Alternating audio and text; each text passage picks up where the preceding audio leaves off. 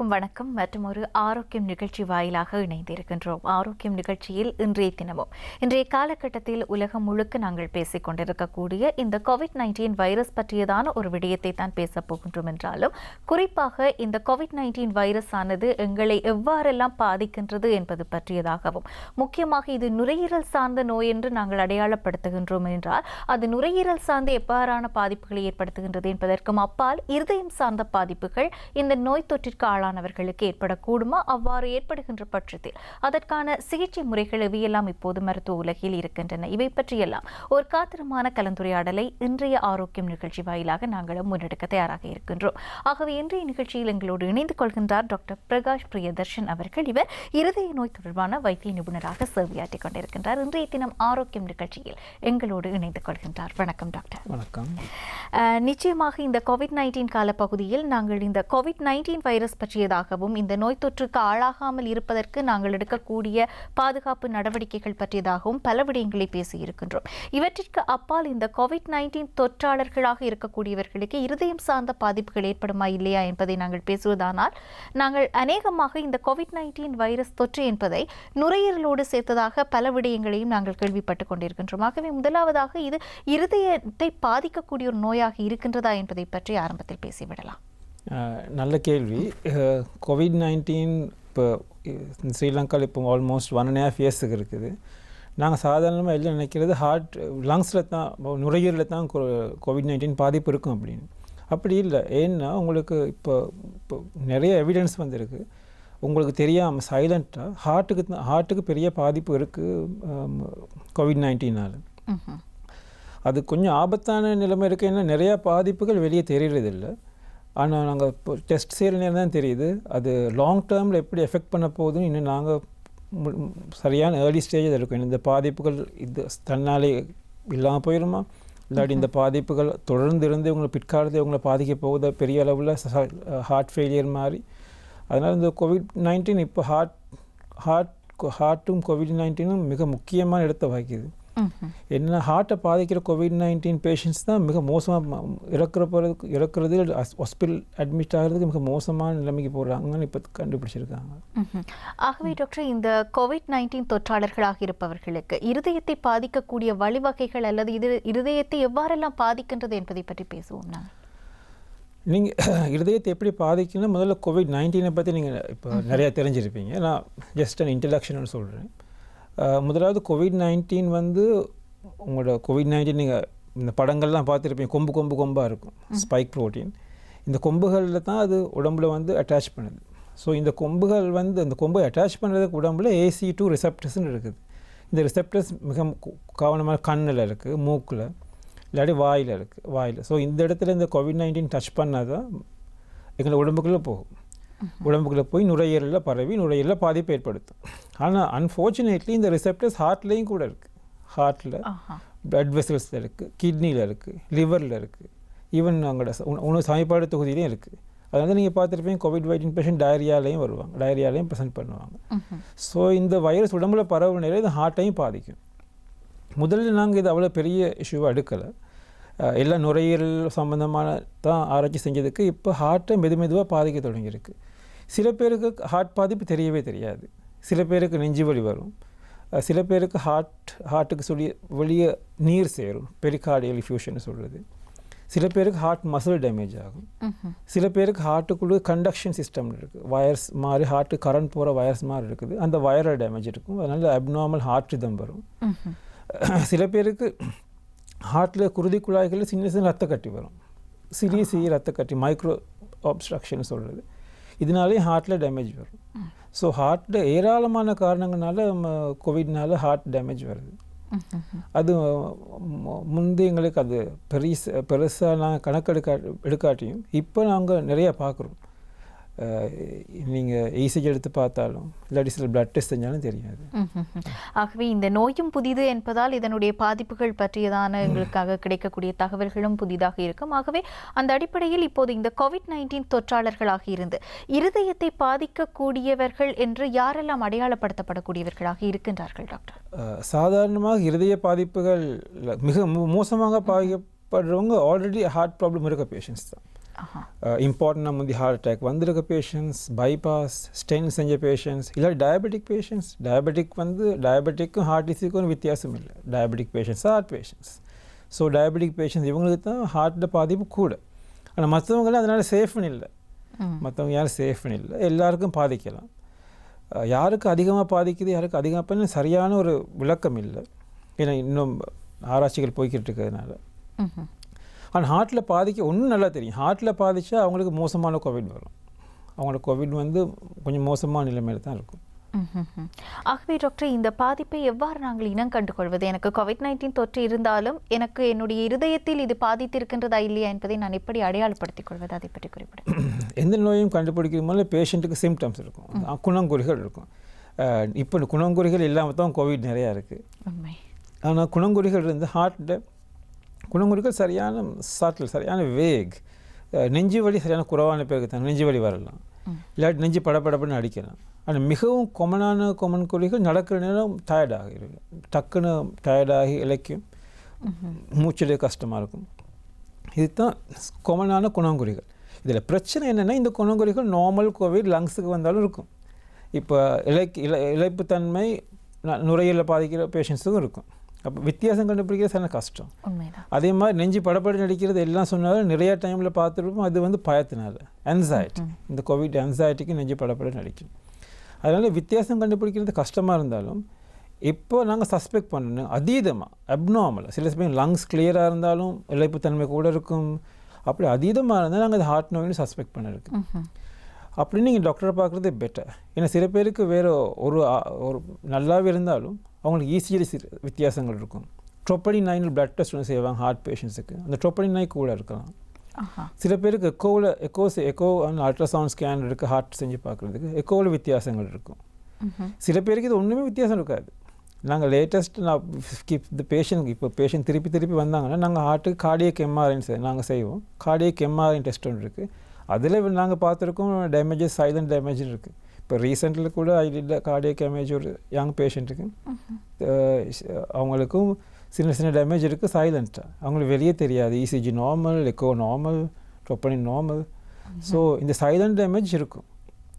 அப்போ அதுக்கு பிறகு தான் நாங்கள் அதுக்கேற்ற மாதிரி நாங்கள் தீர்மானிப்போம் இவங்களோட எவ்வளோ ரிஸ்க் இருக்குது அப்படின்னு.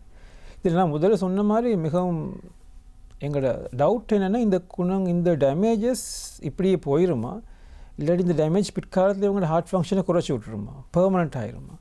அது எங்களுக்கு டூ ஏர்லி. 1.5 years 2 years தான் நாங்கள் பார்க்குறோம். இன்னும் 5 years டவுன் த லைன் என்ன மாதிரி இருக்க போகுதுன்னு எனக்கு ஒரு சந்தேகமாக இருக்குது. ஆகவே இவ்வளவு நேரம் நாங்கள் இப்போது இந்த COVID-19 தொற்று தொடர்பான இருதயத்தை பாதிப்பதை பற்றி பேசிக் கொண்டிருக்கின்றோம். இருந்தாலும் இன்றைய கால சூழலில் இது ஒரு சுவாச நோய் என்ற ஆரம்பத்திலேயே அடையாளப்படுத்தப்பட்டுவிட்ட அதேவேளை ஆக்சிஜனுடைய தேவைப்பாடு பற்றியும் நாங்கள் பரவலாக தெரிந்து வைத்திருக்கின்றோம். குறிப்பாக இந்தியா போன்ற நாடுகளில் அது மிகப்பெரிய ஒரு செய்தியாக வலம் வருகின்ற போது எங்களுக்கு அந்த ஆக்சிஜன் தேவைப்பாடு பற்றி புரிந்து வைத்திருக்கின்றோம். ஆகவே இதற்கு இடையில் இருக்கக்கூடிய அந்த ஆக்சிஜன் தேவைப்பாடு இந்த COVID-19 தொற்றாளர்களுக்கு என்ன காரணத்திற்காக இவ்வாறான நிலை ஏற்படுகிறது, அதை பற்றி நாங்கள் கலந்துரையாடலாமா டாக்டர்? இந்த ஹார்ட் பேஷண்ட்ஸுக்கு ட்ரீட்மெண்ட்டுக்கு சாதாரண ஹார்ட் பேஷண்ட்ஸுக்கு ட்ரீட் பண்ணுற மாதிரி தான் இந்த பேஷண்ட் ட்ரீட் பண்ணோம். நிறைய டைமில் ட்ரீட்மெண்ட் தேவைப்படாது. ஏன்னா இந்த டேமேஜஸ், இந்த ஹார்ட்டுக்கு காயங்கள் சரியான சின்னது. ஆனால் சில டைம்ஸில் இது பெரிய ஹார்ட் அட்டாக் வரலாம், சின்ன ஹார்ட் அட்டாக் வரலாம், இல்லாட்டி ஹார்ட் ரிதம், ஹார்ட் வேகம் கூட இருந்தால் அதுக்கேற்ற மாதிரி ட்ரீட் பண்ணலாம். இப்போ most of the time treat பண்ணுறது சரியான குறவு தான். சாதாரண மருந்துகளை ட்ரீட் பண்ணவே மாட்டோம். இது சரியான சின்னதுன்னு சாதாரண மருந்துகளை ட்ரீட் பண்ணணும். செகண்ட் ஸ்டேஜ் கொஞ்சம் பேட் ஆகிடுச்சு, பேஷண்ட் கொஞ்சம் வேர்ஸ் ஆகுனா அவங்களுக்கு நாங்கள் ஏராளமான சாதாரண கார்டியக் மருந்துகள் தான் கொடுப்போம். அதோட ஆக்சிஜன், உங்களுக்கு மூச்சிலே கஷ்டமாக இருந்தால் ஆக்சிஜன் கொடுத்து ட்ரீட் பண்ணலாம். Most of the time patients அதனாலே ரிகவர் ஆகிடுவாங்க. இப்போ புதிய மருந்துகள்லாம் இருக்குது. அது நான் கார்டியாலஜிஸ்ட், நீங்கள் கேள்விப்பட்டிருப்பீங்க டாக்ஸிலிமேப் அப்படின்னு புதிய மருந்துகள் இருக்குது. அதனால் அவங்க ஹார்ட் கண்ட்ரோல் பண்ணிடுவாங்க. வெரி சிவியர் தான் நியூமோனியா ஸ்டேஜுக்கு போயிட்டு வெரி சிவியரான தான் நாங்கள் ஹார்ட்டில் நியூமோனியா ஸ்டேஜ் இல்லாட்டி ஹார்ட் அட்டாக் வந்துருச்சுன்னா, பெரிய மேஜர் ஹார்ட் அட்டாக் வந்தால் தான் நாங்கள் அவங்களுக்கு தியேட்டரில் போயிட்டு ஸ்டென்டிங், பைபாஸ் எல்லாம் செய்ய பார்ப்போம். ஆனால் பைபாஸ் செய்கிறதுக்கான குறவு. ஏன்னா கோவிட் டைமில் எந்த இது செஞ்சாலும் மிக ஆபத்து கூட. முடிஞ்ச மட்டும் பேஷண்ட்டை மருந்துகளால் மேனேஜ் பண்ணி தேவைப்பட்ட மட்டும்தான் அவசரமான ஸ்டென்டிங் ப்ரொசீஜரையும் செய்யலாம். இதில் நீங்கள் ஆக்சிஜனை பற்றி கேட்டீங்க. இந்த ஆக்சிஜன் ஹை டாப்பிக்காக இருக்கிறதுனால, ஏன்னா கோவிட் பேஷண்ட் நிறைய பேருக்கு ஆக்சிஜன் தேவைப்படுறதுனால இது வந்து இது ஹார்ட்ஸ்னு இல்லை, இது பொதுவான ஒரு ஜென்ரல் நாலேஜ். ஆக்சிஜன் வந்து எங்களுக்கு தேவை, உடம்புக்கு தேவை. என்ன ஆக்சிஜன்னால தான் நாங்கள் மூச்செடுக்கிற காற்றில் இருக்க ஆக்சிஜன் உடம்புல செல்ஸுக்கு போயிட்டு செல்ஸில் oxygen helps to burn the energy burn. நாங்கள் சாப்பிட்ற குளுக்கோஸ், கொலஸ்ட்ரால் எல்லாம் செல் பேர்ன் பண்ணி ஆக்சிஜன் யூஸ் பண்ணி பேர்ன் பண்ணி அதில் இருக்க எனர்ஜியில் தான் இந்த செல்ஸ் வேலை செய்யும். அப்போ இந்த செல்ஸுக்கு ஆக்சிஜன் பார்த்தா போயிட்டு செல்ஸுக்கு தெரியும் ஆக்சிஜன் பார்த்தா அதுக்கு வேறு டெக்னிக்ஸ் இருக்குது. ஸோ ஆக்சிஜன் இல்லாமல் அவங்க செல்ஸை பேர்ன் பண்ணி ஒரு மாதிரி சமாளிக்கும். ஆனால் ப்ராப்ளம் என்னென்னா ஒவ்வொரு செல்லுக்கும் ஒவ்வொரு கெப்பாசிட்டி இருக்குது, எவ்வளோ தூரம் அதுக்கு சர்வைவ் பண்ணிடும். ஸோ இஃப் ஆக்சிஜனில் பேர்ன் பண்ண இல்லாட்டி அவங்க அந்த ஆக்சிஜன் இல்லாமல் பேர்ன் பண்ண ஆசிட்ஸ் எல்லாம் வெளியே வரும். இந்த ஆசிட் எல்லாம் உடம்புல பரவணுன்னா ஆசிட் செல்ஸை திருப்பியும் வேலை செய்ய விடாமல் வந்துடும். இப்போ ஆக்சிஜனும் இல்லை, ஆசிடும் இல்லை, உடம்புக்கு ஒவ்வொரு செல்லும் ஷட் டவுன் ஆகி த பேஷண்ட் டைஸ். இப்போ இந்த ஆக்சிஜன் ப்ராப்ளம் என்னென்னா மோஸ்ட் ஆஃப் த பேஷண்ட்ஸுக்கு நான் கோவிடில் பெரிய மருந்து கொடுக்குறது இல்லை. மோஸ்ட் ஆஃப் த பேஷண்ட்ஸ் சாதாரண மருந்துகளையும் சப்போர்ட்டிவ் தெரப்பிலையும் ரிகவர் பண்ணிடுவாங்க. அப்போ இந்த ஆக்சிஜன் கொடுக்குற நேரத்தில் இந்த ஆக்சிஜனில் நாங்கள் சப்போர்ட்டிவ் பீரியடில் மட்டும்தான் ஆக்சிஜன் கொடுக்க வேண்டி வரும். ஆக்சிஜன் கொடுத்தோன்னா கொஞ்ச நாள் அவங்க தன்னாலே சுகமாயிடுவாங்க இந்த சப்போர்ட்டில். ஆனால் இந்த ஆக்சிஜன் இப்படி க்ரைசிஸ் வந்தது காரணம் கவர்மெண்ட்டும் இல்லை, பேஷண்ட்டும் இல்லை, நாங்கள் எல்லோரும் தான். நீங்கள் எல்லோரும் தான் இந்த ஆக்சிஜன் க்ரைஸுக்கு உங்களை எல்லார் கையிலையும் ரத்தக்கரை இருக்குது. ஏன்னா இப்போ கோவிட்னால ஒரு 2% எஃபெக்ட் ஆகலான்னு வச்சுக்கோங்களேன். அப்போ 100 பேருக்கு கோவிட் வந்தால் 2 பேர் தான் ஹாஸ்பிட்டலுக்கு போவாங்க, 2 பேருக்கு தான் ஆக்சிஜன் தேவைப்படும், பேட் ஆகுவாங்க. அவங்களுக்கு நீங்கள் ஹாஸ்பிட்டலில் எங்களை மேனேஜ் பண்ணிடுறது 2 பேருக்கு, அதில் ஒருத்தர் பேட் ஆகும், 2 பேரும் தப்பிச்சிடலாம். இப்போ அதே கோவிட் நீங்கள் எல்லா இடத்துலையும் போய் பரப்பி விட்டுட்டிங்கன்னா உங்கள் இஷ்டத்துக்கு சொன்னீங்க 1000 பேர் வந்துடுவீங்க. 1000 பேரில் நீங்கள் 2%னா 200 வந்துடும். 200 பெரிய அமௌண்ட் வந்துடும். 20% பெரிய அமௌண்ட் வந்துடும். இப்போ அதே அளவு பேஷண்ட்ஸுக்கு ஹாஸ்பிட்டலில் ட்ரீட் பண்ணுற நேரத்தில் we have the facility, they are all curable. எல்லாரையும் உங்களுக்கு சுகப்படுத்த முடிய நிலையில் தான் இருப்பாங்க. ஆனால் அவங்களுக்கு ஆக்சிஜன் தேவை. எங்களுக்கு 50 பேர் கொடுக்கணும், மிச்சம் 150 பேர் கொடுக்கறதுன்னு வச்சுக்கோங்களேன். அவங்க கோவிட்னால சாக மாட்டாங்க, ஆக்சிஜன் இல்லாமல் செத்துடுவாங்க. So easily treatable. ஸோ நாங்கள் டெத் வந்து 2% மெடிசினில் கால்குலேட் பண்ணி வச்சுருந்தாலும் இப்போ 20% டெத்துக்கு வந்துடும். ரீசன் எங்களுக்கு அந்த லோடு சமாளிக்க இல்லாது, அந்த ஹாஸ்பிட்டலில் அந்த லோடு சமாளிக்க இல்லாது. அப்போ லோடை குறைக்கணும், நீங்கள் பரப்புறதை குறைக்கிறதுக்கு more patients more trouble to hospital. இல்லாட்டி கோவிட்னால சாகிற பேஷண்ட்ஸ் குறைவு, எங்களோட நெக்லிஜென்ஸ்னால சாகிற பேஷண்ட் தான் கூட. இது எக்ஸாக்ட்லி இந்தியாவில் அதுதான் ஆயிடுச்சு. அழகாக தெளிவான ஒரு விளக்கத்தை கொடுத்திருந்தீர்கள். நாங்கள் தொற்றை பரப்பி விட்டு நாங்கள் அதிகமானவர்கள் தொற்றுக்கு உள்ளாகிய பின்னர் அது தொடர்பான விளைவுகளை நாங்கள் இப்போது அனுபவித்துக் கொண்டிருக்கக்கூடிய ஒரு காலகட்டம். இன்றைய தினம் டாக்டர் பிரகாஷ் பிரியதர்ஷன் அவர்கள் எங்களோடு இணைந்திருக்கின்றார். இந்த COVID-19 தொற்றாளர்களாக இருப்பவர்களுக்கு இருதயம் சார்ந்த பாதிப்புகள் ஏற்படுகின்றதா? இந்த COVID-19 வைரஸ் காரணமாக அவ்வாறு ஏற்படுகின்றது என்றால் இது யாருக்கு அதிகமான பாதிப்பை ஏற்படுத்துகின்றது? இதற்கான சிகிச்சை முறைகள் என்னென்ன? இவை பற்றி தான் நாங்கள் கலந்துரையாடி கொண்டிருக்கின்றோம். ஆகவே இவ்வளவு நேரமும் நாங்கள் இருதய நோயாளர்களை அது எவ்வாறெல்லாம் பாதிக்கின்றது, அதிலும் குறிப்பாக சமூகத்தில் யாருக்கு இந்த பாதிப்பு அதிகமாக இருக்கின்றது என்பதை கலந்துரையாடி இருக்கின்றோம். இதற்கான சிகிச்சை முறைகள் என்றால் நீங்கள் எவற்றை குறிப்பிடுவீர்கள் டாக்டர்? கோவிட் ஹார்ட் டிசீஸ் நான் முதல்ல கதைச்ச மாதிரி கோவிட் ஹார்ட் ப்ராப்ளமுக்கு சிகிச்சை சாதாரண ஹார்ட் ப்ராப்ளம் மாதிரி தான் சிகிச்சை. ஆனால் கொஞ்சம் ஸ்லோனால கோவிட் ரிகவர் ஆகிற மட்டும் கொஞ்சம் பார்த்து தான் ட்ரீட் பண்ணுவோம். அன்லெஸ் அண்ட் அன்டில் மிச்சம் எமர்ஜென்சினா தான் நாங்கள் முதல்ல ட்ரீட் பண்ணுவோம். இதில் முக்கியமானது சிகிச்சையை விட ப்ரிவென்ஷன் தான் சரியான முக்கியம். கோவிட் ஹார்ட்னு இல்லை, நீங்கள் கோவிடை ப்ரிவென்ட் பண்ணால் ஹார்ட் டிசீஸ் ப்ரிவென்ட் ஆகிரும். கோவிடை ப்ரிவென்ட் பண்ணாலும் நீங்கள் ஹார்ட் டிசீஸ் ப்ரிவென்ட் ஆகிரும். இப்போ கோவிடை எப்படி ப்ரிவென்ட் பண்ண போகிறோன்னா, நீங்கள் இப்போது 1.5 வருஷம் எக்ஸ்பீரியன்ஸ் எங்கள் எல்லாருக்கும் இருக்குது. பனி குடிச்சிங்க, ஆயுர்வேத மருந்து குடிச்சிங்க, குளோரோகுயின் வாங்கி குடிச்சிங்க, விட்டமின் டி, விட்டமின் சி, இல்லாட்டி காம்பினேஷன் எல்லாத்தையும் அள்ளி போட்டுக்கிட்டீங்க. ரைட், இதெல்லாம் நாங்கள் பார்த்தது தான். இப்போ ஓவரால் ஏதாவது டெஸ்பரேட் டைம்ஸ் டெஸ்பரேட் டிசிஷன், நீங்கள் எல்லாரும் டெஸ்பரேட். ஆனால் இது ஒன்றுக்குமே எவிடன்ஸ் சப்போர்ட் இல்லை. இப்போ கடைசியாக வந்த விட்டமின் டியும் எடுத்தோம், அதுவும் நாங்கள் சஸ்பெக்ட் பண்ணோம். ஆனால் அதில் விட்டமின் டி குடிச்சோன்னா இதுலேயும் பெரிய வித்தியாசம், மேஜர் வித்தியாசம் ஒன்றும் பார்க்கல கோவிட் சேஞ்சில். ரைட், ஸோ எவிடன்ஸ் சரியான குறைவாக தான் இருக்குது இதை நாங்கள் பாவிக்கிறதுனால. அப்போ இதில் என்ன உண்மையான எவிடன்ஸ்னால், நீங்கள் இம்யூனிட்டி நல்லா இருக்குன்னா ஒழுங்காக நியூட்ரிஷனாக சாப்பிடுங்க. இந்த டைமில் டயட்டிங் எல்லாம் சரியாகாது. Yes, of course heart patients cholesterols குறைவாக தான் இருக்கிறதுக்கு டயட்டிங்னு போவாங்க. நீங்கள் கொஞ்சம் சாப்பிட்டாலும் nutritious food, nutritious food and be healthy. அதுதான் நம்பர் 1. நீங்கள் பனி குடிச்ச வேலை இல்லை, ஆயில் அது குடிச்ச வேலை இல்லை. Simple things. நீங்கள் உங்களோட மரக்கறி வகையோ இறைச்சி வகையோ இது நீங்கள் கவனமாக கொலஸ்ட்ரால் கூட அதுக்குன்னு சொல்லி நான் சொன்னேன்னு சொல்லி கொலஸ்ட்ரால் குடிக்கிறாங்க. நியூட்ரிஷியஸ் ஃபுட் ரெகுலராக சாப்பிட்டு வர்றது சரியான முக்கியம். That will improve you immunity against Covid. Because Covid வந்து கில்லர் இல்லை, பெரிய டிசீஸ் ஒன்றும் இல்லை. இம்யூனிட்டி நல்லா இருந்துச்சுன்னா எப்போ உங்களுக்கு இம்யூனிட்டி குறையுதோ இல்லை நீங்கள் ஓல்ட் ஏஜில் வேறு ப்ராப்ளமாக இருக்கணும்னா இட் டர்ன்ஸ் நாஸ்டி. இல்லாட்டி வந்து சாதாரண தடுமல் இருமல் மாதிரி போயிடும். அடுத்தது வந்து எக்ஸசைஸ். எக்ஸசைஸ் வந்து சரியான நெக்லெக்டட் ஏரியா. இந்த 1.5 வருஷம் எல்லாம் சாப்பிட்டு தூங்குறது தான் மிச்சம் கவனமாக இருந்த வேலையும் குறைச்சி. But exercise regularly improving.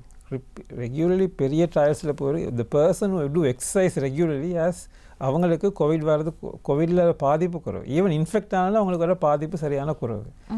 Than பேடான patients exercise செய்யாது. ஸோ இது வந்து நிறைய இடங்கள் ப்ரூவ் பண்ணுறது தான். ஸோ எக்ஸசைஸை கட்டாயம் செய்யுங்க. அது வந்து சரியான முக்கியம். எக்ஸசைஸ் நீங்கள் செய்கிறது.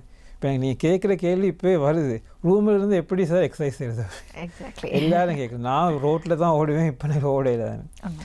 ஸோ அதுபடி இல்லை. இப்போ நாங்கள் பார்த்துருக்கோம். இப்போ நிறையா வீட்டில் நீங்கள் எக்ஸசைஸ் மெஷின் வாங்கி வச்சுருப்பீங்க. அதில் இப்போ துணி தான் காயப்படுவீங்க. இப்போ துணி எல்லாத்தையும் எடுத்துகிட்டு நீங்கள் மெஷினில் ஓடினீங்கன்னா அது போதும். அப்படி உங்களுக்கு எக்ஸசைஸ் மிஷினில் ஓட கஷ்டம், உங்களுக்கு பழக்கம் இல்லாட்டி நீங்கள் நிறைய பேர் ஸ்மார்ட் ஃபோன் பார்க்குறீங்க. இப்போ ஸ்மார்ட் ஃபோனுங்கிறது even everybody is using. Even இப்போ சின்ன பிள்ளைங்களே ஸ்மார்ட் ஃபோனில் தான் அவங்க ஸ்கூலுக்கே போகிறாங்க. So everybody has a smart phone. நீங்கள் ஸ்மார்ட் ஃபோனில் நீங்கள் பார்த்தீங்கன்னா நிறைய எக்ஸசைஸ் ஆப்ஸ் இருக்குது, அப்ளிகேஷன்ஸ் இருக்குது, யோகா ஆப்ஸ் இருக்குது, எக்ஸசைஸ் ஆப்ஸ் இருக்குது. அதில் சில ஆப் நீங்கள் பார்த்தீங்கன்னா வெரி சிம்பிள். உங்களோட வீட்டிலேயே ரூமில் போட்டு அந்த எல்லா most of the time even 10 minutes தான் அந்த ஆப்ஸ் இருக்கும். நீங்கள் அந்த ஆப்பை போட்டுட்டு உங்களுக்கு ரூம்லேயே செய்யலாம். உங்களுக்கு மோட்டிவேஷன் இருந்துச்சுன்னா ரைட். Simple things. நீங்கள் வெளியே ஓடவும் இல்லை. நான் சொல்கிறேன் லாக்டவுனில் வெளியே ஓடி போலீஸில் போகிறேன். But if you do regular exercise 30 minutes is the best. 30 minutes per day, 150 minutes per week. That means 5 days. That's best. And even if you do smile exercise, even 10 minutes exercise or 20 minutes exercise, take huge difference. நீங்கள் இப்போ சரியான sedentary life. இப்போ கடைசியில் அமெரிக்காவில் செஞ்ச ஆராய்ச்சியில் எல்லாருக்கும் 1 kilo 1 pounds 2 pounds கூட்டிட்டாங்க ஒவ்வொரு லாக்டவுனுக்கு. So they increasing weight. நாங்கள் ரெகுலர் எக்ஸசைஸ், சிம்பிள் எக்ஸசைஸ் என்ன ரெகுலராக நீங்கள் செஞ்சாலே அது போதும். So diet and exercise is must. மற்றதெல்லாம் நீங்கள் சைடில் வச்சுக்கலாம். யோகா இஸ் குட், பட் யோகாவை பற்றி பெரிய ட்ரையல்ஸ் ஒன்றும் இல்லை. But so I am not sure, but seems to be good. Yoga நீங்கள் செய்கிறது பிரச்சனை இல்லை, அதுவும் ஒரு எக்ஸசைஸ் மாதிரி தான். And something more than that அது செஞ்சாலும் பரவாயில்ல. பட் ரெகுலர் எக்ஸசைஸ் கட்டாயம் செய்யுங்க, டயட் செய்யுங்க. 3வது தான் மோஸ்ட் இம்பார்ட்டன்ட், வேக்சினேட் பண்ணிக்கிறது. ஏன்னா ஹார்ட் டிசீஸ் வேக்சினேட் பண்ணிக்கிறது சரியான முக்கியம். ஏன்னா வேக்சினேஷனால் 100% கவர் இல்லை, அது நான் உண்மையை ஒத்துக்கிற இருக்குது. இப்போ மேஜர் வேக்சின்ஸ் நிறையா இருக்குது. நீங்கள் கேள்விப்பட்டிருப்பீங்க, ஃபைசர் வேக்சின், மொடர்னா வேக்சின் இருக்குது, Johnson and Johnson, Covishield vaccine, Sinopharm, Sputnik V, name it. இப்போ 5 vaccine, 200 vaccine down the line. அதில் 50 வேக்சின்ஸாவது ட்ரையல்ஸுக்கு வரும்னு சொல்கிறாங்க. ஸோ வேக்சின் ப்ரொடக்ஷன்ஸ் நிறையா கம்பெனிஸ் நிறைய பேர் ட்ரை பண்ணிட்டு தான் இருக்காங்க. ஸோ வேக்சினால் 100% நீங்கள் க்யூர் பண்ண இல்லாட்டியும் வேக்சினால் ஒரு பெரிய டிஃப்ரென்ஸ் எடுக்கலாம். இப்போ என்ன டிஃப்ரென்ஸ்னால், இப்போ நீங்கள் கேள்விப்பட்டிருப்பீங்க Pfizer vaccine 95% protection, okay, Covishield 80%, Sputnik 95% சொல்கிறாங்க, சைனோஃபார்ம் 70-80 சொல்கிறாங்க. இப்படி நம்பர்ஸில் தான் எல்லாம் இருக்குது. அதனால நல்ல வேக்சின் கெட்ட வேக்சினை பிரிக்காதீங்க. ஏன்னா இந்த அப்படின்னு உதாரணத்துக்கு சொன்னீங்கன்னா, இப்போ கோவிஷீல்டு 80% சொன்னோம். நாங்கள் உதாரணத்துக்கு எடுத்தோம்னா 100 பீப்புளுக்கு நீங்கள் கோவிஷீல்டு கொடுத்தீங்கன்னா 80%க்கு கொரோனா வராது. 80% ப்ரொடெக்ஷன், இன்னொரு 20%க்கு வரும். அதனால் நீங்கள் வேக்சின் எடுத்தீங்கன்னா கொரோனா வராதுன்னு இல்லை, கொரோனா வரும் உங்களுக்கு. அதனால் நீங்கள் கவனமாக தான் இருக்குது. வேக்சின் அடித்த பிறகு உங்களோட ஷீல்டெல்லாம் கழட்டிட்டு போகல, ஃபேஸ் ஷீல்டு கவர் எல்லாம் போட்டு தான் இருக்குது. ஆனால் வாட்ஸ் இம்பார்ட்டன்ட், அந்த 20% கொரோனா வந்தாலும் சிவியராக இருக்காது. It's is very mild. Hospitalisation is very low, very very low. Even இந்தியாவில் இந்த பெரிய வேவ்ஸ் போகுது. இப்போ லக்ஸ் கணக்கில் பார்த்தாலுமே, இப்போ அப்போலோ கிட்ட அப்போலோ ரிப்போர்ட் ஒன்று இருந்தது.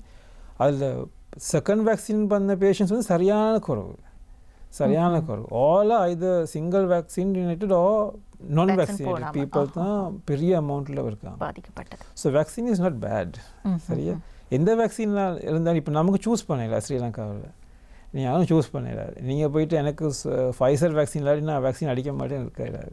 ரைட், இப்போ கரண்ட் சிச்சுவேஷன், இப்போ கரண்ட்டில் வேக்சின்ஸ் இந்த கொரோனா ஸ்ப்ரெட் பண்ணுற லெவல் ஸ்பீடில் வெரி ஸ்பீட். அண்ட் நாங்களுக்கு தெரியும் இந்த ஹார்ட் டிசீஸுக்கு மேஜராக பாதிக்கிறது நிலைமையில் நாங்கள் இருக்கிற வேக்சின் தான் பெஸ்ட் வேக்சின். இந்த available vaccine it's the best vaccine. அதை எனக்கு எஸ்பெஷலி அப்ரூவ் பண்ணிடுங்க. நீங்கள் என்ன அடுத்த கேள்வி கேட்குறோம் எனக்கு ஃபீல் பண்ணிருக்கு இப்போ. I can sense it. Right, so எந்த வேக்சினாலும் நீங்கள் எடுக்கிறது பெட்டர். ஏன்னா இந்த வேக்சினால் உங்களுக்கு பிடிக்க ப்ரொடெக்ஷனாலும் நான் சொன்னபடி மேஜர் ஈவெண்ட்ஸ் இல்லாமல் போயிடும், மேஜர் ஈவெண்ட்ஸ் குறைஞ்சிடும். அப்போ ஹாஸ்பிட்டலுக்கு அந்த பேர்டன் வராது, ஹாஸ்பிட்டலுக்கு பேர்டன் வராது. அப்போ hospital can manage all the bad patients. So survive பண்ணுற சான்ஸ் கூட, even a bad patient survive பண்ணுற சான்ஸ் கூட. நீங்கள் ஹாஸ்பிட்டலுக்கு 10 நான் முதல்ல சொன்ன மாதிரி 10 பேட் பேஷண்ட் அனுப்பாமல் 2 பேட் பேஷண்ட் அனுப்புனா they will survive. இருவரையும் காப்பாற்று 10 பேருக்கு எங்களுக்கு கேப்பபிள் இல்லை, அந்த லோட கேப்பபிள் இல்லை. அதுதான் பிரச்சனை. நிச்சயமாக. ஆகவே எங்களுக்கு வேக்சினுடைய பயன்பாடு பற்றியதான ஒரு விளக்கம் இருக்கின்றது. இருந்தாலும் இப்போது இந்த தடுப்பூசிகளை பெற்றுக்கொள்வதில் குறிப்பாக இருதய நோயாளர்களாக இருப்பவர்கள் இந்த தடுப்பூசியை பெற்றுக்கொள்ள முடியுமா இல்லையா என்ற கேள்வி பரவலாக எங்கள் மத்தியில் இருக்கத்தான் செய்கின்றது. ஒன்றில் இருதய நோய் அல்லது அதற்கான சத்திர சிகிச்சைகளை மேற்கொண்டவர்கள், சிகிச்சைகள் அல்லது மருந்து மாத்திரைகளை உட்கொள்பவர்கள் இந்த வேக்சினை எடுக்க முடியுமா என்ற கேள்வி பாமர மக்களிடம் அதிகமாக இருக்கின்றது. ஆகவே இருதய நோய் தொடர்பான ஒரு வைத்திய நிபுணராக உங்களுடைய கருத்து என்னவாக இருக்கு? நல்ல கேள்வி. இது பாமர மக்கள் நீங்கள் பாவிச்சது தான் பேர். இது பாமர மக்கள் எல்லாரிடமும் இருக்கின்றது. Always nobody wants to take vaccine. Vaccine ஒரு பயம் இருக்குது. ரைட், அது அக்செப்டபிள். ஏன்னா இந்த வேக்சின் வந்து சாதாரண வேக்சின் ஒரு மார்க்கெட்டுக்கு வரணும் 4-5 இயர்ஸ் தாண்டி தான் வரும். இந்த வேக்சின்ஸ் தான் சரியான ஃபாஸ்ட். இதுதான் பில்கேட்ஸ் சொன்ன மாதிரி ஃபாஸ்டஸ்ட் வேக்சின்ஸ் எல்லாம். ரைட், அதுக்கு 2 ரீசன் இருக்குது வேக்சின் ஃபாஸ்ட்டாக வந்ததுக்கு. One is the major breakthrough corona வைரஸோட ஸ்ட்ரக்சரை சீக்வென்ஸ் பண்ண முடிஞ்சது. அந்த ஸ்ட்ரக்சர் சாதாரணமாக ஒரு வைரஸ் வந்து அது கண்டுபிடிச்ச ஸ்ட்ரக்சர் கோவிட் இந்த முள்ளாக இருக்கும், அது இதெல்லாம் பார்த்து சீக்வன்ஸ் பண்ணுறதுக்கு சேம் டைம் போகும். They sequence it very fast, very fast. Right, அதுக்கு பிறகு ட்ரையல்ஸ் எல்லாம் செஞ்சு தான் இந்த வேக்சின் வந்திருக்கு. வேக்சின் உடனே வந்து வரல. ஆஃப்கோர்ஸ் நிறைய ட்ரையல்ஸ் எல்லாம் போயிட்டு நிறைய சேஃப்டி இஷ்யூஸ் எல்லாம் தாண்டி தான் வரும். இப்போ நீங்கள் பார்த்தீங்கன்னா ஒரு மருந்து வர்றதுக்கும் அப்படி தான் நிறைய பேரியர்ஸ் இருக்குது. ஆஃப்கோர்ஸ் இது லாங் டேர்ம் ஃபாலோ அப் இல்லை, ஷார்ட் டேர்ம் ஃபாலோ அப். ஆனால் அது ஒவ்வொரு வேக்சின்லையும் நாங்கள் சொன்னபடி ஒவ்வொரு வித்தியாசம் இருந்தாலும் இந்த ஹார்ட் பேஷண்ட்ஸ் வேக்சின் போடுறது கட்டாயம். இன்னும் முதல்ல சொன்ன மாதிரி நாங்கள் நினச்ச மாதிரி இல்லை, ஹார்ட் பேஷண்ட்ஸ் தான் மோஸ்ட்டாக எஃபெக்ட் பண்ணுறாங்க. If you have already heart disease, உங்களுக்கு இருதயத்தில் முந்தியிருந்து நோய் இருந்துச்சுன்னா, இல்லாட்டி ஹார்ட் அட்டாக் வந்த பேஷண்ட்ஸாக இருந்துச்சுன்னா, இல்லாட்டி டயபெட்டிக் வந்த பேஷண்ட், பைபாஸ் செஞ்ச பேஷண்ட்ஸ்னால் உங்களுக்கு சிறிய பாதிப்பும் பெரிய பாதிப்பாக வரையிடும். சிறிய அதனால் கொரோனா பாதிக்கிற சிறிய ஹார்ட் பண்ண சான்சஸ் கூட. அதனால் நாங்கள் ஸ்ட்ராங்காக we will recommend heart patients vaccine போடுறது கட்டாயம். ஆனால் நீங்கள் உங்களோட ப்ரிஸ்கிரிப்ஷன் கொண்டு போய் டாக்டர்ஸ்ட்டை காமிங்க, சில ப்ராப்ளம் வரும். சில டைமில் வாஃபரின் மருந்து நாங்கள் ஹார்ட்டுக்கு எழுதியிருப்போம், அது வந்து ப்ளீட் பண்ணும், உங்களோட ரத்தத்தை கொஞ்சம் க்ளாட் பண்ணுறதுக்கு ஈஸியாக வச்சுருக்கும். அப்போ இந்த வேக்சின் அடிக்கிற இடத்துல ப்ளீட் பண்ண சான்ஸ் இருக்குது. அதனால் நீங்கள் அவங்களை காமிச்சிங்கன்னா அவங்க அதுக்கேற்ற மாதிரி அட்வைஸ் பண்ணி அட்ஜஸ்ட் பண்ணி செய்வாங்க. ஆனால் ஹார்ட் பேஷண்ட்ஸ் கட்டாயம் போல இருக்குது. என்னோடய பர்சனல் அட்வைஸ், எனக்கு வர கால்ஸில் இப்போ பர்சனல் கால்ஸில் பாதி கால்ஸ் ஒரு நாளைக்கு சார் வேக்சின் போடணுமா. நான் எல்லாருக்கும் ஒரே பதில் தான், வேக்சின் போடுங்க. நான் டயபெட்டிக் பேஷண்ட் வேக்சின் போடணுமா, நான் அஸ்பிரின் குடிக்கிறேன் வேக்சின் போடணுமா. மருந்துக்கு சம்மந்தமே இல்லை. நான் லொசார்ட்னு எடுக்கிறேன் வேக்சின் போட சம்மந்தமே இல்லை. நீங்கள் வேக்சின் போடுறது தான் சேஃப். இந்த காலகட்டத்தில் நாங்கள் சேஞ்ச் பண்ணிடுறோம், டைம்ஸ் கேன் சேஞ்ச். இந்த காலகட்டத்தில் எங்களுக்கு இருக்கிற நாலேஜ் படி இந்த வேக்சின்ஸ் எல்லாம் சேஃப் தான், பெரிய இஷ்யூன்னு இல்லை. இப்போ சைனோஃபார்ம் போடுறாங்க, சைனோஃபார்ம் போடணுமா, ரைட், அதுவும் ஒரு கேள்வி. சைனோஃபார்ம் எல்லாருக்கும் கேள்வி இருக்குது. ஆனால் சைனோஃபார்ம் தான் இப்போ எங்களுக்கு கிடைக்கிற 2 வேக்சின் தான் இப்போ கரண்ட்லி. நாங்கள் கோவிஷீல்டு வந்து இந்தியாவிலேருந்து வரலை. அப்போ இப்போ யூஸ் பண்ணுறோம் ஸ்புட்னிக் வேக்சினையும் சைனோஃபார்ம் வேக்சினையும்.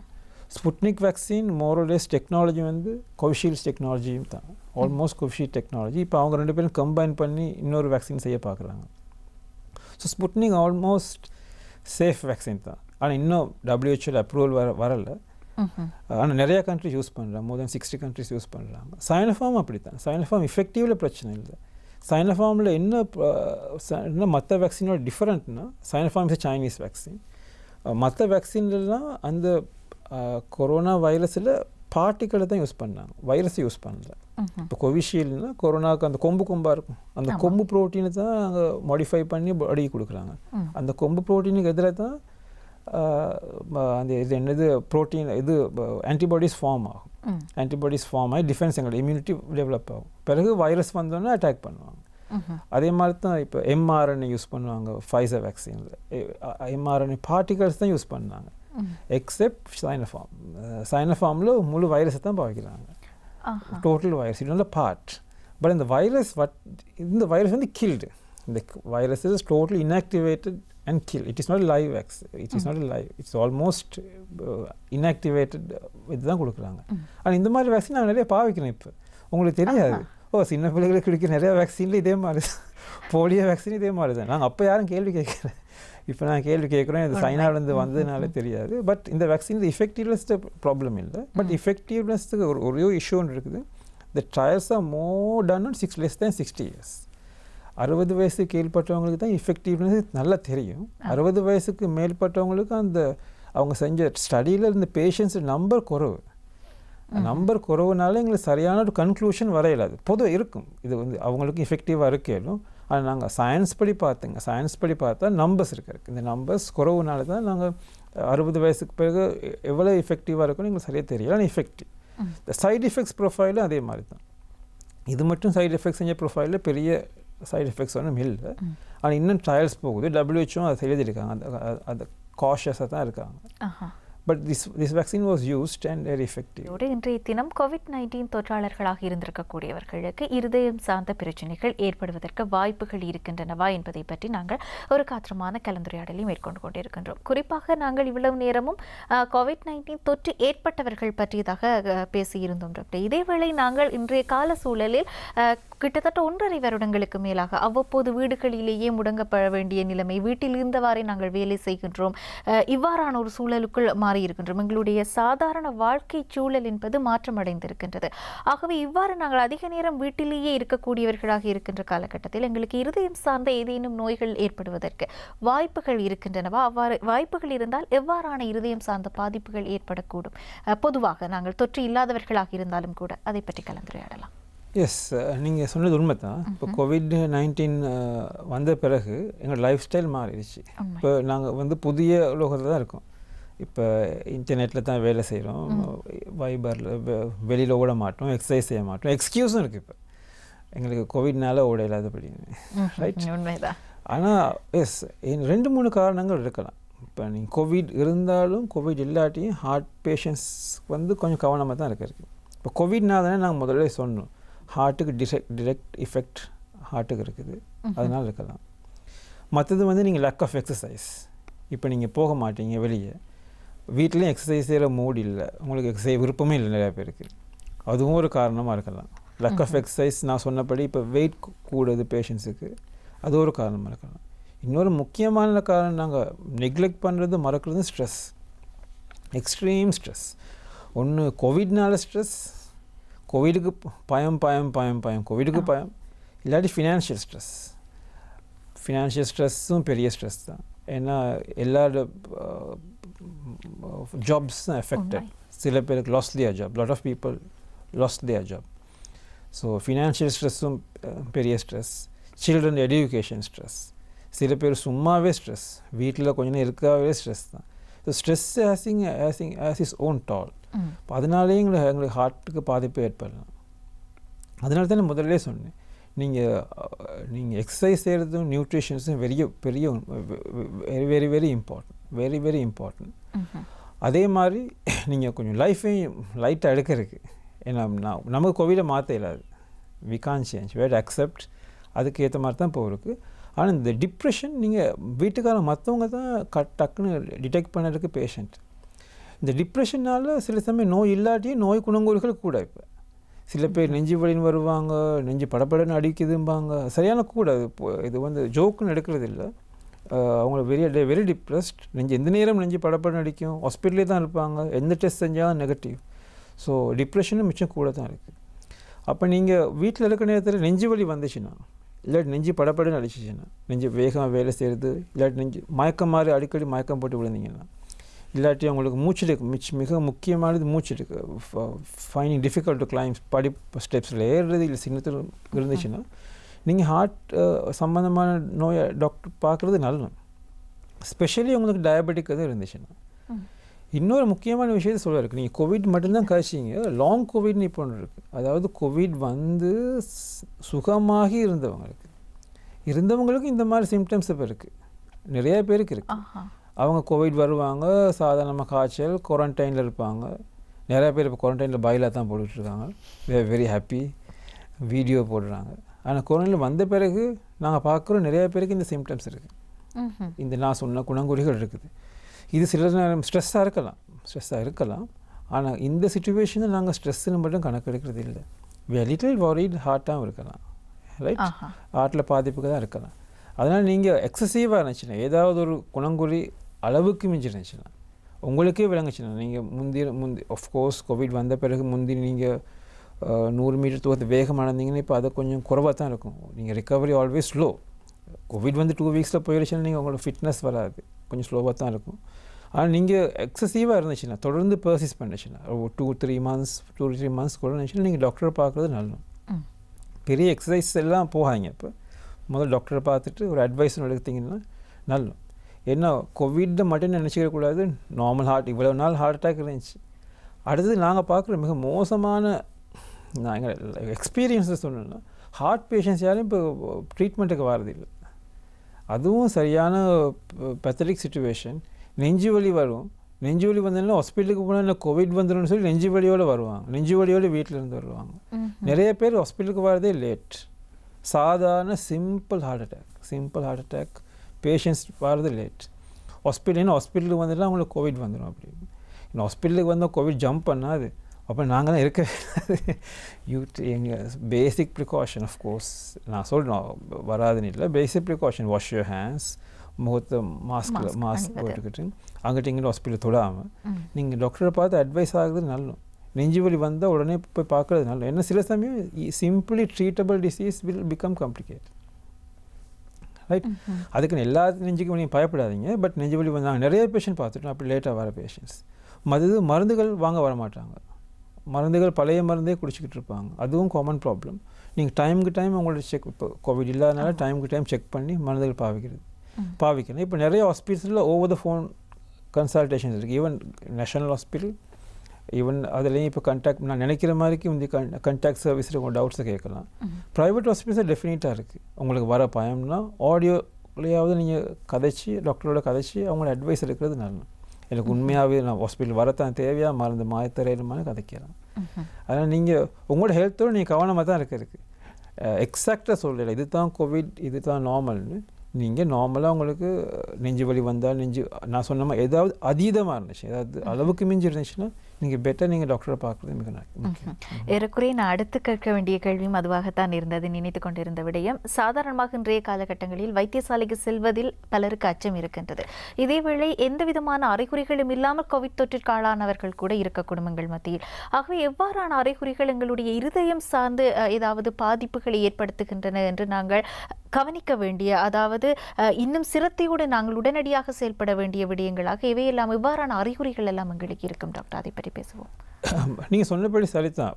கோவிட் சிம்டம் இல்லாமல் சில பேருக்கு சிம்டம்ஸ் இருக்கும், சில பேருக்கு மைல்ட் சிம்டம்ஸ் இருக்கும், சில பேருக்கு தான் சிவியர் சிம்டம்ஸ் இருக்கும். இது 3 கேட்டகரியில் தான் கோவிட் பேஷண்ட்ஸ் இருப்பாங்க. அதான் நீங்கள் சொன்னபடி சரி, சிம்டமே இல்லாமலும் இருப்பாங்க. ஆனால் நான் முதல்ல சொன்னபடி தான், நீங்கள் ஹார்ட் பேஷண்ட்ஸாக இருந்தீங்கன்னா அதில் உங்களுக்கு ஏதாவது நான் முதல்ல சொன்னபடி tiredness, excessive tiredness, shortness of chest pain இருந்துச்சுன்னா, இல்லாட்டி பல்பிட்டேஷன், நெஞ்சில் படப்படின அடிப்புத்தன்மை இருந்துச்சுன்னா, இல்லாட்டி அடிக்கடி மயக்கம் வாரமாக இருந்துச்சுன்னா நீங்கள் டாக்டரை பார்க்குறது நல்லது. நீங்கள் ஹாஸ்பிட்டலுக்கு வரையிலும் இல்லாட்டி ஒவ்வொரு ஃபோனாவது கான்டாக்ட், இப்போ டெக்னாலஜி எல்லா இடத்துலையும் இருக்குது, ஒவ்வொரு ஃபோனாவது நீங்கள் ஹாஸ்பிட்டலில் கான்டாக்ட் பண்ணி கேட்கலாம். நீங்கள் கவர்மெண்ட் ஹாஸ்பிட்டலில் நான் நினைக்கிற இந்த சர்வீஸ் இருக்குது அப்படின்னு, ப்ரைவேட் ஹாஸ்பிட்டலில் மட்டும் இல்லை, நீங்கள் கேட்டு பாருங்கள். அப்படி உங்களுக்கு அதுவும் இல்லாட்டி உங்களுக்கு பக்கத்தில் இருக்க டாக்டர்கிட்டையாவது கேளுங்க. மாஸ்க் எல்லாம் போட்டுக்கிட்டு போயிட்டு கேளுங்க. உங்களுக்கு ஒரே ஒரு ப்ராப்ளம் இருக்குது, இந்த immuno compromise patients. Immuno compromise பேஷண்ட்ஸுக்கு யாராவது வந்து இம்யூனிட்டியை குறைக்கிற மருந்து கொடுக்குறவங்க, அது மிகவும் வயதானவர்கள், இல்லாட்டி கிட்னி டிரான்ஸ்பிளான்ட் பண்ண பேஷண்ட்ஸ், சில நோய்களுக்கு இம்யூனிட்டி குறைவாக இருக்கும்.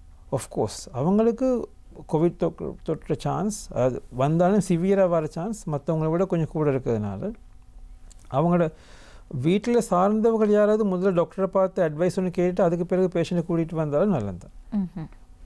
கூட ஆனால் எல்லாருமே கொழும்புக்கே வரதுக்கு அப்படின்னு இல்லை. உங்களை முதல்ல உங்கள் பக்கத்தில் இருக்க டாக்டரை பார்த்துட்டு அவங்களோட அட்வைஸ் எடுத்துகிட்டு அதுக்கு பிறகு நீங்கள் ஸ்பெஷல் ட்ரீட்மெண்ட்டுக்கு உங்களுக்கு பக்கத்தில் இருக்க பெரிய டாக்டர்ஸ்கிட்ட போகிறது நல்லது.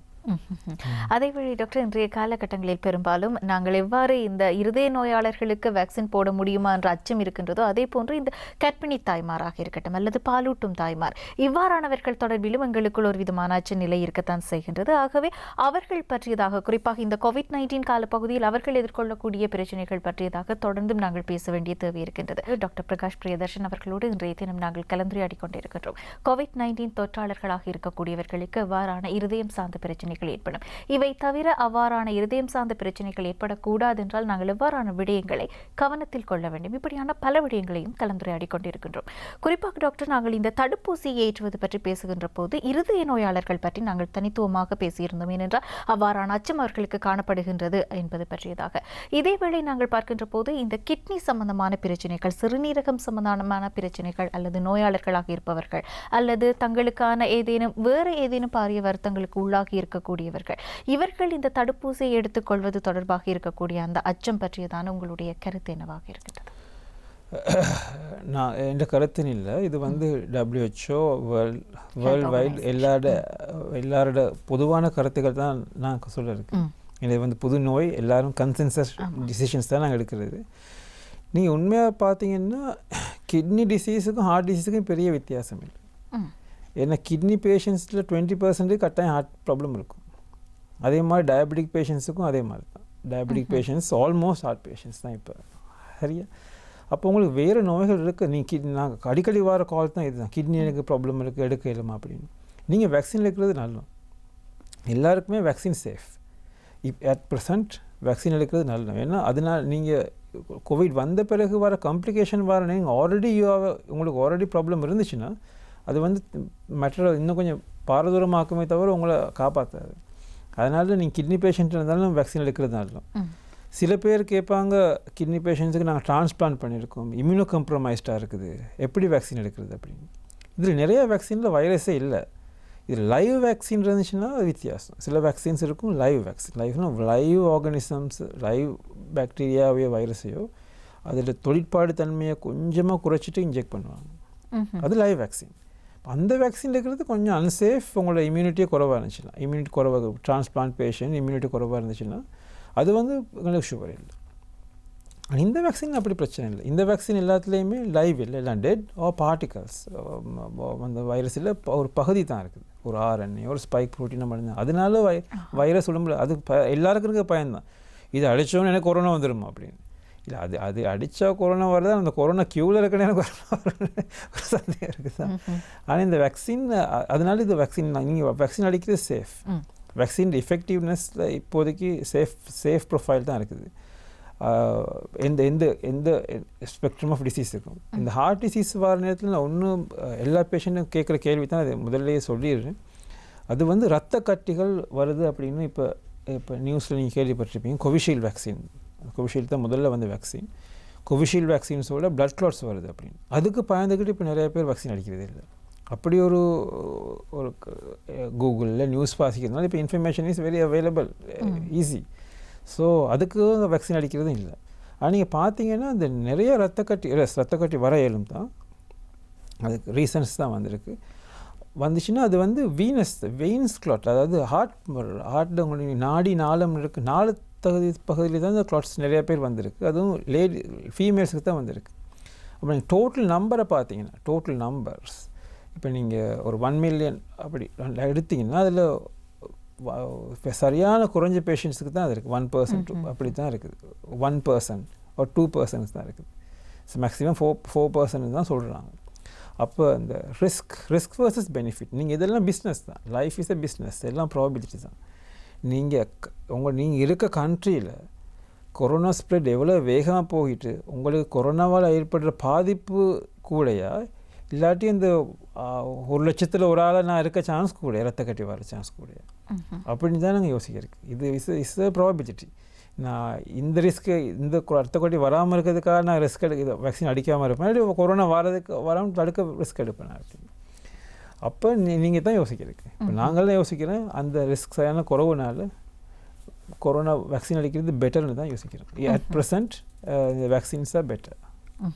அதேவேளை நான் நிலவே விளம்பரங்களுக்கு செல்லும் முன்பாக நான் பேசிய விடயம்தான் இந்த பாலூட்டும் தாய்மார், அதேவேளை கர்ப்பிணி பெண்கள், இவர்கள் தொடர்பாக இப்போது இந்த COVID-19 காலப்பகுதியில் குறிப்பாக கர்ப்பிணி பெண்கள் பாதிக்கப்படுவது பற்றியெல்லாம் நாங்கள் கூடுதலாக கவனம் செலுத்தக்கூடியதாக இருக்கின்றது. அவ்வாறான காலப்பகுதியில் இவர்கள் கவனிக்க வேண்டிய முக்கியமான விடயங்கள் என்றால் நீங்கள் எதை குறிப்பிடுவீர்கள்? இப்போ இது ஹார்ட் சம்மந்தமான பிரச்சனை இல்லை, ஆனால் பொதுவாக கருத்துக்களை கூறுன்னா இப்போ எல்லா கைட்லைனும் சொல்கிறாங்க பிரெஸ்ட் ஃபீடிங்கில் பிரச்சனை இருக்காது அப்படின்னு. பிரெஸ்ட் ஃபீடிங் பாலூட்டும் தாய்மாருக்கு வேக்சின் அளிக்கிறதுல பிரச்சனை இல்லை அப்படின்னு. ஒரு கதையும் இருக்குது. மொடர்னா வேக்சின் ஸ்ரீலங்காவில் பாவிக்காத வேக்சின் ஃபைசர் வேக்சின்லாம் அந்த அவங்க ஆன்டிபாடிஸ் ஈவன் மில்க்லேயும் இருந்து பேபிக்கும் ப்ரொடெக்ஷன் இருக்குன்னு ஒரு தகவல்கள் இருக்குது, ரைட்? அதனால் பாலூட்டும் தாய்மாருக்கு பாலூட்டும் தாய்மாரில் வேக்சின் கொடுக்கலான்னு தான் சொல்கிறாங்க. சில பேர் பாலூட்டுறது நிப்பாட்ட சொல்கிறாங்கன்னு ஒரு கதை இருந்துச்சு, அப்படியெல்லாம் இல்லை. லாக்டேட்டிங் டோன்ட் ஸ்டாப் லாக்டேஷன் அது அப்படியே இல்லை, பாலூட்டும் தாய்மாரி கொடுக்கலான்னு தான் இருக்குது. இப்போ பார்ப்போம் கர்ப்பிணி பெண்களுக்கு. கர்ப்பிணி பெண்கள் ஒரு ஒரு ஒரு ப்ராப்ளமேட்டிக் கேட்டகரி. நீங்கள் ஒரு கைனகாலஜிஸ்ட்டை கேட்க வேண்டிய கேள்வி என்கிட்ட கேட்டுட்டீங்க. எனிவே இந்த கர்ப்பிணி பெண்களுக்கு முதல் 6 மாதத்தில் கொரோனாவில் பெரிய பாதிப்பு இல்லாட்டியும் 2வது லாஸ்ட் டைம் கடைசி அவங்களோட ப்ரெக்னன்சி லாஸ்ட் ஸ்டேஜஸில் கொரோனா வந்துச்சுன்னா அங்கே அவங்களோட பெரிய ஆபத்து ஏற்பட சான்சஸ் மிகவும் அதிகம். அவங்க லாஸ்ட் ஸ்டேஜஸில் அவங்க இன்ஃபெக்ட் ஆகிட்டாங்க. ஆனால் இந்த வேக்சின் ட்ரையல்ஸ் நான் சொன்னேன், வேக்சின் எல்லாத்தையும் ரீசர்ச் செஞ்சு நிறைய பேர் கொடுத்து மிருகங்களுக்கு கொடுத்து மனிதங்களுக்கு கொடுத்து கண்டினியூஸாக நான் கொடுக்குற எவ்ரி வேக்சின், ஸ்ரீலங்காவில் கொடுக்குற எவ்ரி வேக்சின், வேர்ல்டில் கொடுக்குற வேக்சின் எல்லாமே ஒரே ஒரு டேட்டா பேஸ்க்கு தான் போகுது. ஸோ அந்த டேட்டா பேஸ் கண்டினியூஸ்லி மானிட்டர்ட், என்ன நடக்குது, இந்த பேஷண்ட்ஸுக்கு திருப்பி வராங்களா, ஸோ இந்த ட்ரையல்ஸ் எல்லாம் கண்டினியூஸாக போய்கிட்டு தான் இருக்குது. அப்போ ஆனால் அன்ஃபார்ச்சுனேட்லி ப்ரெக்னென்ட் அம்மாவுக்கு கொடுத்த டேட்டா கொஞ்சம் குறைவு தான், மேஜர் டேட்டாவும் இல்லை, பெரிய டேட்டா இல்லை. ஸோ எவிடன்ஸ் தான் கொஞ்சம் குறைவு தான் மற்றவங்களால பார்க்குறேன்னு இருக்குது. அப்போ இப்போ WHO நாங்கள் என்ன டிசிஷன் எடுத்துருக்காங்கன்னா, இப்போ அதே மாதிரி கொரோனாவில் இவங்க ஆபத்தும் கூட, இவங்க கடைசி ஸ்டேஜில் இவங்க இப்போ கொரோனாவில் இன்ஃபெக்ட் ஆனால் pregnant mothers high risk patients. So அவங்க நான் முதல்ல சொன்ன மாதிரி தான் அந்த கண்ட்ரியில் கொரோனா ஸ்பீட், சப்போஸ் நீங்கள் இப்போ இந்தியா ஸ்ரீலங்காவில் கண்ட்ரியில் கொரோனா ஸ்பீட் பரவல் கூட, அதனால இவங்க ஹாஸ்பிட்டலில் இவங்களுக்கு பராமரிக்கக்கூடிய தகுதியை ஹாஸ்பிட்டல் தாண்டிடுச்சு. இப்போ ஹாஸ்பிட்டல்ஸில் ஓவர்ஃப்ளோடட் ஹாஸ்பிட்டல் ட்ரீட்மெண்ட் எடுக்கிற அதனால பாதிப்பு ஏற்படுன்னு நினச்சாங்கன்னா அந்த கண்ட்ரிக்கு வேக்சின் கொடுக்குறது பெட்டர்னு சொல்கிறாங்க ப்ரெக்னென்ட் மதருக்கு. If you think you are very safe, எங்கள் ஊரில் கொரோனா இருக்குது அப்படின்னா ஓகே, நீங்கள் கொரோனா அவாய்ட் பண்ணலாம். பட் இல்லாட்டி நிறைய வேக்சின் டெக்னாலஜி முந்தி இருந்த டெக்னாலஜி தான், நிறைய வேக்சின் டெக்னாலஜி தான். இதே மாதிரி வேக்சின் நாங்கள் நிறைய பேர் கொடுத்துருக்கோம் இதே டெக்னாலஜியோட. அதனால அந்த மற்ற வேக்சின்ஸை பற்றி எங்களுக்கு பெரிய ஒரு இன்ஃபர்மேஷன் பேஸ் ஒன்று இருக்குது. அப்போ இந்த வேக்சின் அதே டெக்னாலஜியோட தான் இருக்குது. இப்போ இந்த வேக்சினுக்கு ஸ்பெசிஃபிக்காக ட்ரையல் இல்லை. அப்போ நாங்கள் நினைக்கிறோம் அதே மாதிரி தான் இதுவும் பிஹேவ் பண்ணும், அதனால சேஃபாக இருக்கும்னு தான் சொல்கிறாங்க. அதனால் ப்ரெக்னென்ட் அம்மாவுக்கு அப்படித்தான் இப்போ கரண்ட் அட்வைஸ் இருக்குது WHO. இதேவேளை டாக்டர், இந்த COVID-19 தொற்று காலப்பகுதியில் சுமாராக இந்த 1.5 வருட காலப்பகுதியில் தொற்று ஏற்படாமல் இருக்க என்ன செய்ய வேண்டும் என்பதை பற்றி நாங்கள் பேசியிருக்கின்றோம். தொற்று ஏற்பட்டவர்களுக்கான சிகிச்சைகள் பற்றியும் பேசியிருக்கின்றோம். இப்போது இன்னொரு சாரார் இருக்கின்றார்கள், நீங்கள் ஆரம்பத்தில் குறிப்பிட்டது போன்று தொற்று ஏற்பட்டு குணமடைந்தவர்கள். ஆனால் அவ்வாறானவர்கள் எவ்வாறான விடயங்களை உடனடியாக செய்யக்கூடாது. குறிப்பாக அவர்கள் ஒருவேளை விளையாட்டுப் போட்டிகளில் உடற்பயிற்சிகளில் நாளாந்தம் உடற்பயிற்சிகளில் ஈடுபட்டவர்களாக இருக்கக்கூடும், வயது வந்தவர்களாக இருக்கக்கூடும். இவ்வாறானவர்கள் என்னென்ன விடயங்களை எல்லாம் கவனிக்கக்கூடாது, அல்லது அந்த கோவிட் தொற்றில் இருந்து அவர்கள் குணமடைந்து வருகின்ற காலப்பகுதியில் எவ்வளவு காலப்பகுதிக்கு தங்களுடைய உடல் சார்ந்த இவ்வாறான அபியாசங்களின் போது கவனம் செலுத்த வேண்டும், அதை பற்றி நாங்கள் பிரத்யேகமாக கலந்துரையாடலாம். இப்போது இதுவும் சரியான முக்கியமானது தான். நாங்கள் ஒவ்வொரு நாளும் கோவிடை பற்றி புதுசாக படிக்கிறோம். இப்போ கோவிட் நீங்கள் கேள்விப்பட்டிருப்பீங்க லாங் கோவிட் அப்படின்னு. இப்போ புது டேர்ம், அது இந்த டேர்ம் மெடிக்கல் டேர்ம் இல்லை, டாக்டர்ஸ் கண்டுபிடிச்ச டேர்ம் இல்லை. லாங் கோவிடுங்கிறது பேஷண்ட்ஸே ஒரு பேஷண்ட் காயின் பண்ண டேர்ம் தான் இந்த லாங் கோவிட். அதாவது கோவிட் வந்த பிறகும் 3 மாதத்துக்கு பிறகும் சிம்டம்ஸ் இருக்குது சில பேருக்கு. ஷார்ட்னஸ் ஆஃப் பிரெத், டயர்ட்னஸ், களைப்புத்தன்மை, நெஞ்சு படப்பட அடிக்கிற தன்மையெல்லாம் இருக்குது. அப்போ முந்தி எல்லாமே சைக்காட்ரி இல்லை. முதல்ல பாய்ந்துட்டாங்க சைக்காட்ரி அப்படின்னு. எல்லாமே சைக்காட்ரி இல்லை. இவங்களுக்கு இப்போ இப்போ தான் எங்களுக்கு தெரியுது அவங்களுக்கு ஹார்ட் ப்ராப்ளம்ஸ் இருக்கலாம், லங்ஸில் பெர்மனன்ட் டேமேஜ் இருக்கலாம். நீங்கள் நுரையீரல் ஸ்பெஷலிஸ்ட்டை கூப்பிட்டா அவர் இதை பற்றி வேலையாக கொடுப்பார். லங்கில் பெர்மனன்ட் டேமேஜ் இருக்கும், ஹார்ட்லேயும் நாங்கள் பெர்மனன்ட் டேமேஜஸ் பார்க்குறோம். அப்போ இந்த மாதிரி இருக்கவங்களுக்கு நாங்கள் கொஞ்சம் கவனமாக தான் இருக்கு. எங்களுக்கு சரியான கஷ்டம் வித்தியாசப்படுத்தியது. உண்மையாக சைக்காட்ரி ப்ராப்ளமா இல்லாட்டி டிப்ரெஷனா இல்லாட்டி கோவிட்னால தான். அதனால் நாங்கள் சில டெஸ்ட் செய்ய வேண்டி வரும். நீங்கள் சிம்டம்ஸ் மினிமலாக இருந்துச்சுன்னா உங்களுக்கு நீங்கள் ஆல்மோஸ்ட் ரிகவர்ட் ஃபைன், நீங்கள் உங்களோட எக்ஸசைஸ் ஸ்டார்ட் பண்ணலாம், பிரச்சனை இல்லை, ஓகே. ஆனால் உங்களுக்கு உங்களோட சிம்டம்ஸ் கொஞ்சம் கூட இருந்துச்சு, நீங்கள் ஃபீல் அப்நார்மல்னால் பெட்டர் நீங்கள் டாக்டரை பார்க்குறது தான்.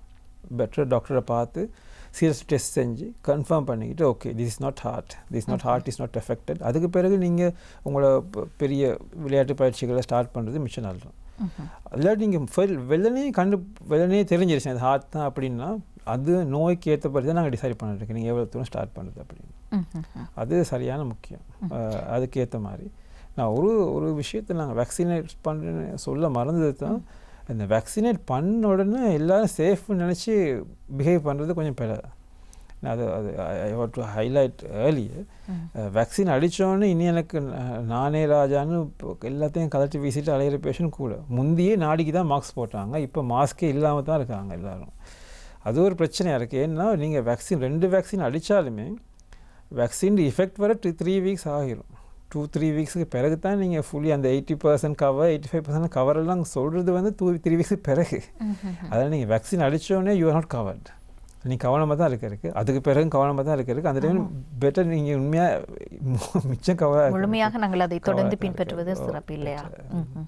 இதேவேளை டாக்டர், ஒட்டுமொத்தமாக நாங்கள் இன்றைய இந்த COVID-19 தொற்று கால பகுதியில் ஒரு இருதயம் சார்ந்த நோய் நிபுணராக நீங்கள் வீட்டில் இருக்கக்கூடிய சிறுவர்கள், வயோதிபர்கள், இளைஞர்கள் என்று ஒவ்வொரு பிரிவினரும் இருக்கின்றார்கள். இவர்கள் இந்த தொற்று கால பகுதியில் கவனிக்க வேண்டிய விடயங்கள் என்று நீங்கள் இவற்றை சுருக்கமாக ஒரு அறிவுரை என்றால் நீங்கள் என்ன சொல்வீர்கள்?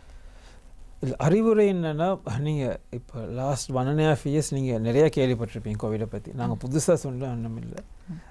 அதாவது பேசிக் திங்ஸ் தான் நாங்கள் சொன்னபடி வாஷிங் ஹேண்ட்ஸ், முகமூடி போட இருக்குது, 1 meter டிஸ்டன்ஸ் மெயின்டைன் பண்ண இருக்குது, you have to don't come closure, right. அது பேசிக். அதுக்கு முகத்தை தொட்டுக்கிட்டே இருக்காதிங்க. மாஸ்க்கை போட்டுட்டு முகத்தை தொட்டுக்கிட்டே இருப்பீங்க, that is the worst thing. நீங்கள் கையில் இருக்க நீங்களே தான் உங்களை முகத்தை வச்சுக்கிட்டு இருப்பீங்க. அது பேசிக் திங்ஸ். அது நீங்கள் வீட்டில் இல்லாட்டியும் அது சரியான முக்கியம். வீட்டில் இருக்க நேரத்தில் பெட்டர் நான் முதல்ல சொன்னபடி நல்ல ஆரோக்கியமான உணவு உட்கொள்ளுங்க. டயட்டிங் எல்லாம் போகாதீங்க. டயட்டிங் இல்லை, நீங்கள் ஆரோக்கியமான உணவு உட்கொள்ளுங்க. ஹார்ட் பேஷண்ட்னா ஆஃப்கோர்ஸ் நீங்கள் நான் சொன்னபடி கொலஸ்ட்ரால் குறைவாக தான் சாப்பிட்றதுக்கு, ஆயில் குறைவாக தான் சாப்பிட்றதுக்கு, அது வேறு விஷயம். ஆனால் ஆரோக்கியமான உணவுகளை காம்ப்ரமைஸ் பண்ணாதீங்க. அதே மாதிரி ரெகுலர் எக்ஸசைசஸ். நான் வீட்டில் தான் இருக்கேன், எக்ஸசைஸே இல்லைன்னு நினைக்காதீங்க. சின்ன எக்ஸசைஸாகவே செய்யுங்க. சின்ன உங்களுக்கு அப்படி மூட்டு வலி, முதுகு வலி, எனக்கு ஜம்ப் பண்ணி எக்ஸசைஸ் இல்லாட்டி அட்லீஸ்ட் சிம்பிள் ஸ்ட்ரெச்சிங், யோகா.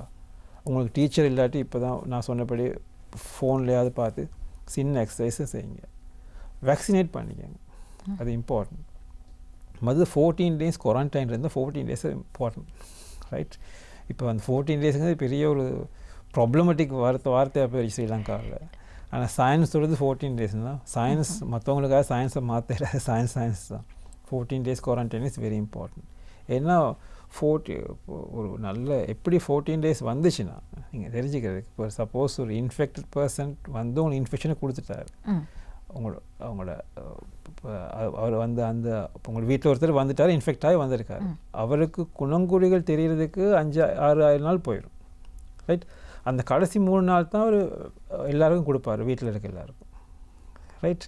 அப்போ அந்த வீட்டில் உள்ளாருக்கு அதுக்கு பிறகு குணங்குறி தெரிஞ்சு வந்து அவங்க நோயாக எல்லாம் வர்றதுக்கு இன்னொரு 7-8 days போயிடும். அப்போ அவங்க எல்லாம் கொரோனான்னு கண்டுபிடிச்சி அவங்க கொரோனாலாம் வர்றதுக்கு 14 days கேப் இருக்கும். 14 daysக்கு பிறகு அவங்களுக்கு எல்லோரும் கொரோனா எஃபெக்ட் இருக்காது. ஏன்னா இப்போ கொரோனா இப்போ இன்னொரு ஆளுக்கு போகிறது. கொரோனா எல்லா தனித்தனி இண்டிவிஜுவலும் கொரோனாவில் கியூர் ஆகிட்டாங்க. அதுக்கு பிறகு கொரோனா அவங்களோட ரூமில் யாரில் தான் இருக்கும். It can't survive long. So it has to die. So நீங்கள் அவங்கள பாக்ஸ் பண்ணி வச்சுக்கிற 14 டேஸில் அவரை சார்ந்தவர்கள் எல்லாருக்கும் தொட்டு கடைசியாக கொரோனாவுக்கு வேறு ஹோஸ்ட் இல்லை, வேறு யாருக்கும் போக ஹோஸ்ட் இல்லாமல் it die itself. Corona die itself. அதனால தான் 14 டேஸ். அந்த 14 டேஸை லாக் பண்ணுறது பெரிய ப்ராப்ளம். உண்மைதான். ஆக மொத்தத்தில் எங்களுடைய அந்த ஆரோக்கியமான உணவு கூடவே நாங்கள் எங்களுக்கு தேவையான அளவு அபியாச செயற்பாடுகள் இவற்றோடு இருக்கக்கூடிய எங்களுடைய உளநலம் இவ்வளவும் சேர்த்து நாங்கள் பாதுகாப்பாக இருந்து விட முடியும் இல்லையா? வரமுன் காப்போம், அது உசிதமானது இருக்கின்ற சூழ்நிலையில். சரி, எவ்வாறான போதும் இந்த COVID-19 காலப்பகுதியில் தொற்று ஏற்பட்டவர்களுக்கு இருதயம் சார்ந்த பாதிப்புகள் ஏற்படுகின்றதாயின் அவர்கள் எவ்வாறானவர்கள் அதிகம் பாதிப்பிற்கு உட்படுகின்றார்கள்? அவ்வாறு பாதிப்பிற்கு உட்படக்கூடியவர்களுக்கு இருக்கக்கூடிய சிகிச்சை வழிமுறைகள் என்ன? தொற்று ஏற்படாதவர்களுக்கு அதை தடுப்பதற்கான வழிமுறைகள் என்ன? அதில் தடுப்பூசிகள் எவ்வளவு முதன்மையானவையாக இருக்கின்றன? யாரெல்லாம் இந்த தடுப்பூசிகள் தொடர்பில் அச்சமாக இந்த சமூகத்தில் இருக்கின்றார்களோ அவர்களுக்கு அந்த அச்சம் தேவையில்லை என்பதற்கான காரணிகள் என்னென்ன? இவை பற்றி அனைத்தையும் இன்றைய தினம் ஆரோக்கியம் நிகழ்ச்சி வாயிலாக நாங்கள் கலந்துரையாடி இருக்கின்றோம். டாக்டர் பிரகாஷ் பிரியதர்ஷன் அவர்கள் எங்களோடு இணைந்திருந்தார். இருதய நோய் வைத்திய நிபுணராக சேவையாற்றிக் கொண்டிருக்கின்றார். இன்றைய தினம் ஆரோக்கியம் நிகழ்ச்சியில் இணைந்து கொண்டு குறிப்பாக இந்த COVID-19 தொற்றாளர்களாக இருக்கக்கூடியவர்களுக்கு இருதயம் சார்ந்து எவ்வாறான பாதிப்புகள் ஏற்படுகின்றன என்பதை பற்றியதான ஒரு விளக்கமான கலந்துரையாடலை எங்களோடு மேற்கொண்டிருந்தார். ஆகவே நிகழ்ச்சி குழுமம் சார்பாக நாங்கள் வைத்தியருக்கு நன்றிகளை தெரிவித்தாக வேண்டும். எங்களோடு இணைந்து கொண்டமைக்காக மனமார்ந்த நன்றிகள் டாக்டர். இன்றைய தினம் ஆரோக்கியம் நிகழ்ச்சியில் நாங்கள் இந்த COVID-19 காலப்பகுதியில் நாங்கள் பல விடயங்களையும் பேசியிருக்கின்றோம். ஒவ்வொரு ஆரோக்கியம் நிகழ்ச்சியிலும் இந்த COVID-19ஓடு இணைந்ததான பல விடயங்களை நாங்கள் கலந்துரையாடி இருக்கின்றோம். இன்று முக்கியமாக இருதயம் சார்ந்த பாதிப்புகள் ஏற்படுகின்றதாயின் அவை எவ்வாறான பாதிப்புகளாக இருக்கக்கூடும், அவற்றிற்கு இன்றைய மருத்துவ உலகில் இருக்கக்கூடிய சிகிச்சை வழிமுறைகள், மிக முக்கியமாக வரமுன் காப்போம் என்பதான தடுக்கின்ற உத்திகள், இவை பற்றியெல்லாம் நாங்கள் கலந்துரையாடி இருந்தோம். இந்த நிகழ்ச்சி உங்களுக்கு பயனுள்ளதாக அமைந்திருக்கும் என்ற நம்பிக்கையோடு இத்தோடு ஆரோக்கியம் நிகழ்ச்சியை நிறைவு செய்து நானும் விடைபெறுகின்றேன். தொடர்ந்து இணைந்திருக்கலாம் மற்றும் ஒரு ஆரோக்கியம் நிகழ்ச்சியில். நன்றி, வணக்கம்.